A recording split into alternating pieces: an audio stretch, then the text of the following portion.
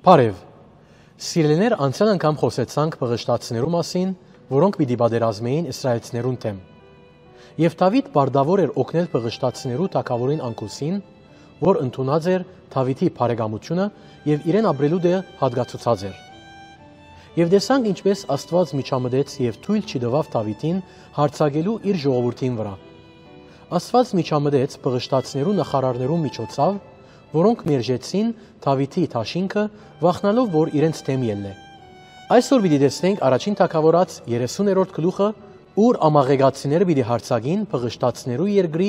Սիգելակ քաղաքը, ուր Դավիթ կմնար։ Հիմա Դավիթ ուներ ավելի քան 600 հետևորդ,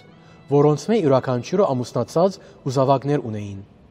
Երբ ամաղեգացիները կհարձակին, քերի կդանին գիներն ու զավակները եւ գայրեն քաղաքը։ Դավիթի մարդիկը վստահ կհուզվին, որովհետև անոնք կորսնցուցած էին իրենց գիներն ու զավակները, ենթադրելով, որ սպաննված էին։ 6-րդ համարի մեջ կգարտանք Դավիթ մեծ տագնապի մեջ էր։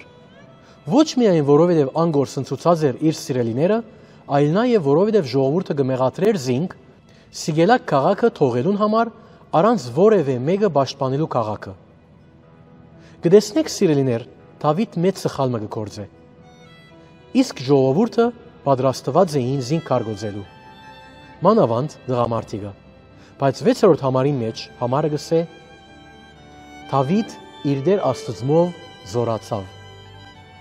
Նաև մեր կյանքի մեջ սիրելիներ կամ բահեր, ուր բարակաները ուրախություն կամ երջանկություն չեն պատճառեր։ Գլան բահեր, երբ ես եւ թուն մութի մեջ կլանք, ինչպես Դավիթ։ Բայց սիրելիներ, որպես Աստծո զավակ, մենք պետք է մենք մեզ քաչալերենք Տիրոջմով, իրեն թիմենք նման բահերուն։ Եվ ան ինքզինք պիտի հայտնե մեզի։ Ետքը 7-8 համարներում մեջ Դավիթ արավ Եփուդը, քահանային հակած սրբազան սկեստը եւ աղոթքով թիմեց Աստծո։ Ան հարցուց Տիրոջ. «Երթամ անոնց յետևեն» եւ Աստված քաչալերեց զինք։ Այսպիսով Դավիթ իր 400 մարդոց հետ հալածեց ամաղեգացիներուն եւ զարգավ անոնց։ Ան վերադարձուց բոլոր կողծված բաները։ Բոլոր հոդերն ու արջարները, ինչպես նաև զավակներն ու գիները վերադարձուց իրենց ընտանիքներուն։ Սակայն Դավիթի մարդոց միջև վիճաբանությունը սկսավ, թե արդյոք այդ 200 մարդիկը, որոնք յետև մնացին, չպատերազմեցան, պետք է որ ավար ստանան, թե ոչ։ Դավիթ այստեղ հաստատեց մեծ սկզբունքը, ուր փաստեց իր արդարությունը եւ դարձավ այնպիսի մարդը, որ Աստված կրնար զինք կործածել։ Ան ըսավ այս մարդիկն ալ հավասարապես ավար պիտի ստանան, եւ այդ մեկը բացահայտեց Դավիթի արդարությունը։ Եվ վերջապես կհասնենք առաջին թագավորացի վերջին գլխուն 31-րդ համարին։ Այստեղ իսրայելցիները կգրվին պղշտացիներուն դեմ եւ իսրայելցիները կփախչին պատերազմեն։ Ինչու՞։ Որովհետեւ անոնք Աստծո կամքեն դուրս էին։ Գտեսնեք, երբ Իսրայել Աստծո կամքեն դուրս պատերազմի մեջ ըլլար,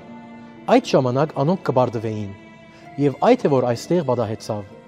Եվ ցավալիորեն գրնանք հիշել, թե Հովնաթան զոհվեցավ այս պատերազմին մեջ։ Եվ եթե բահմը մտածենք, այս պատերազմը գրնար լալ Դավիթի ու Հովնաթանի միջև որպես հագարագործ կողմեր, բայց Աստված միջամտեց եւ փոխեց այդ ամենը։ Եվ այսպես եղավ նաեւ Սավուղի վերջը։ Նախ աղեղնավորները զինք զարգին, եւ երբ տեսավ, որ մահացու գերբով վիրավորված է, վախցավ Սավուղ, որ թշնամին կա եւ զինք ծաղրե։ Եվ Սավուղ չեր ուզեր այդպիսի վերջ մդրվեր իր կյանքին, որովհետև հբարդ ու եսասեր մարդ մներ։ Այսպիսով ան հրամայեց իր գաբարջագիրին, որ սպաննե զինք, եւ երբ գաբարջագիրը մերժեց, Սավուղ ինգավ իր սուրին վրա ու մեռավ։ Գտեսնենք սիրելիներ, Սավուղ չգրցավ գարավարել Աստծո ժողովուրդը եւ վերջավորության ինքզինք սպաննեց։ Աստված հնազանդություն գուզե, բայց Սավուղի սիրտը երբեք չխոնարեցավ ամենակարող Աստծո։ Ինչ կյանքի դասեր գրնանք վերցնել այս դեպքերեն։ Գսորվինք Դավիթեն, որ ան իսկապես դերը կփնտրեր, եւ Սավուղեն, որ ան կմերժեր Աստծո իշխանությունը։